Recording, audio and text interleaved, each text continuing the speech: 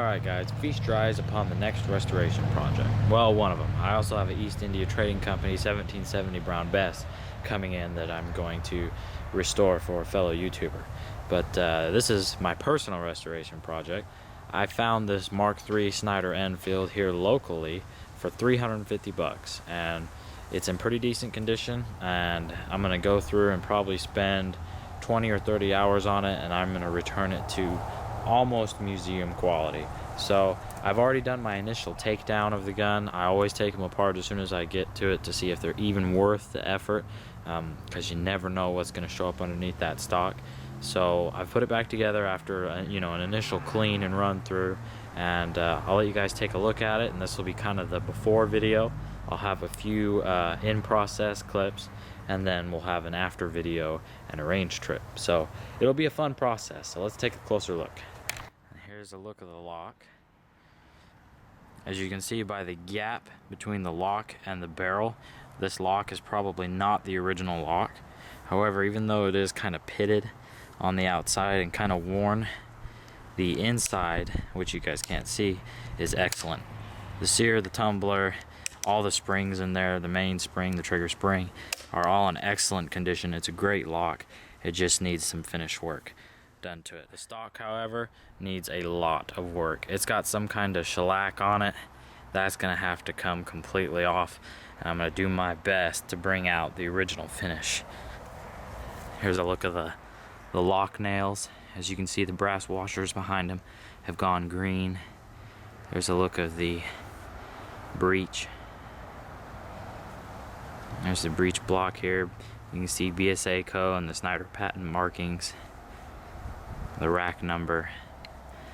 All in all, it's in decent condition. Here's the proof markings on the barrel. As you can see, this one has a steel barrel, while my other Snider has an old P53 iron barrel.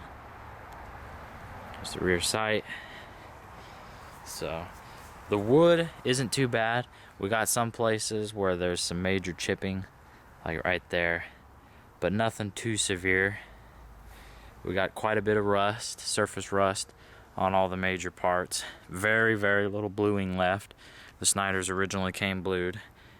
The trigger guard is gonna need a lot of work. It's really messy. The butt plate looks like it was put in some kind of wet environment, sat in moisture for a while. That's gonna need a lot of work. The camera might be able to pick up that there are some unit markings there. We're gonna bring those out. So all in all, it's in decent condition. It will look a lot better when I'm done, but restoring it in a way that nobody can tell that you've been there is what's really difficult. I'll open the breech block for you guys.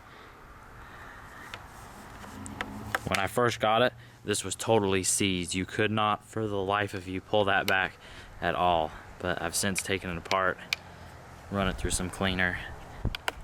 Now it moves like it should, and we might, maybe, be able to get a look down the barrel while we're out here. I don't know if you guys can see that, but it's got a really nice bore. So all in all, it's gonna be a lot of work, but I think it's gonna be worth it. I think when I'm done with it, it'll be a near museum grade Snider Enfield. Oh, and another thing that I gotta track down is the cleaning rod. As you can see, it's absent. So if anybody knows where an English cleaning rod for a Snider Enfield might be obtained, or a P53 Enfield original, let me know. And I'll catch you guys later.